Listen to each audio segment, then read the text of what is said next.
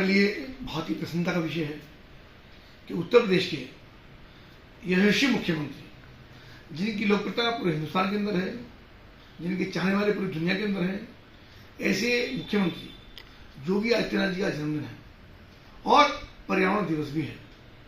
उनका पर्यावरण के प्रति प्रेम, प्रति वर्ष कितने सारे वृक्षारोपण लगाते हैं, करते हैं, 25 करोड़ 32 करोड़ हर बार, और उसको संरक्षित करना, प्रकृति को प्रेम करना, गांव के प्रति उनका स्नेह, गौशालाएं बनवाना, यानी प्रकृति को कैसे संरक्षित किया जाए, एक ऐसा दिवस, ऐसा व्यक्ति है। कभी कभी मुझे लगता है जो महापुरुष होते हैं वो जन्म नहीं लेते, अवतरित होते हैं। कोई कह सकता है कि योगी आदित्यनाथ जी महापुरुष है कि नहीं है, ये विवाद का विषय नहीं है, पर योगी जी ने जैसा उनका जीवन है, जैसी उनकी कार्यशैली है, जैसा उनका व्यवहार है, जैसा उनका आचरण है, और जैसा बहुत कम समय में एक साधारण व्यक्तित्व के रूप में, यानी जैसा वेश पहले था, साधारण एक गमछा, भगवा वस्त्र, वही वेशभूषा, विदेश भी गए, स्वदेश के अंदर भी गए, बड़े बड़े संकट विदेश के अंदर आए, प्रदेश में आए, कोरोना भी आया, और भी बहुत सारी समस्याएं, बहुत सारे अवसरों पर नेशनल इंटरनेशनल प्रतिनिधियों से उनको मिलने का अवसर मिला, कोई वेशभूषा उन्हें बदली नहीं, वही चप्पल, वही मोजे, वही लाल रंग का रुमाल, उसी पर गमछा, और वही सोना, वही खाना, यानी पूरे जीवन को सात्विक रूप से जाकर के प्रदेश को बढ़ाने का काम किया, प्रदेश की आर्थिक संपदा बढ़ाने का काम किया, प्रदेश से पर्यावरण की रक्षा करने का काम किया। गौ माता की कितनी हत्याएं होती थी, गौ की हत्याओं के कारण ही प्रदेश के अंदर दंगे होते थे, और दंगे नहीं होते हैं। हिंदू मुस्लिम का व्यवस्था कितना था, और हिंदू मुस्लिम अपने अपने काम में लगे हैं, कोई दंगा नहीं होता है।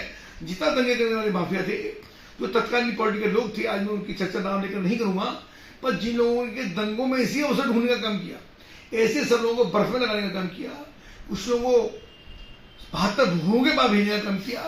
प्रदेश के अंदर कोई पत्ता गुंडों का नहीं हिलता है, हर प्रकार से संरक्षण, व्यापारी का संरक्षण, बेटियों का सम्मान, किसान को किसान सम्मान निधि, गरीबों को कच्चे से मकान, पक्के मकान, उनको शौचालय, युवाओं को नौकरी, इतना शानदार इंफ्रास्ट्रक्चर, सुरक्षा का माहौल, और आदरणीय प्रधानमंत्री नरेंद्र मोदी का संकल्प है $5 ट्रिलियन इकोनॉमी का, उसका 20% हिस्सा, 20%, यानी $1 ट्रिलियन इकोनॉमी का लक्ष्य लेकर चल रहे हैं। इतनी बड़ी इन्वेस्टर समिट, और लगातार जिस प्रकार से काम हुई है, तो मुझको लगता है मात्र 8 वर्ष के कार्यकाल के अंदर उत्तर प्रदेश के मुख्यमंत्री ने अपने आप को सिद्ध करने का काम किया है।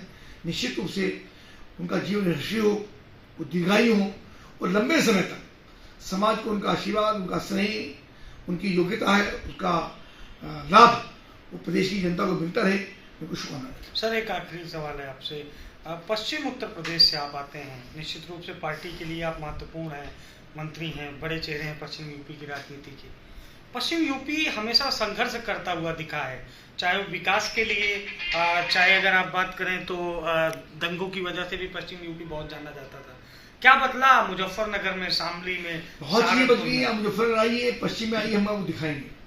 पश्चिम में ये स्थिति थी 2017 में, 17 से पहले, कि लोग जब यहाँ से निकल के देहरादून या उत्तराखंड जाते थे, गंगोत्री यमुनोत्री जाते थे, लोग मुजफ्फरनगर की सीमा में घुसते हुए शीशे बंद कर लेते गाड़ियों की। अच्छा, मुजफ्फरनगर आ गया, और टॉयलेट करने के लिए भी रास्ते में नहीं उतरता था। आज आइए, 100 शानदार रेस्टोरेंट, बढ़िया रेस्टोरेंट, जिनमें लोग शादी करने के लिए आते हैं, रुकते हैं, फैमिली के साथ डिनर और लंच करने के लिए आते हैं, दोस्तों को दावत करते हैं। इतनी शानदार रास्ता। इंडस्ट्रियां, समाजवादी पार्टी की सरकार में इंडस्ट्रियां, हमारे 90% इंडस्ट्रियां स्टील की हैं।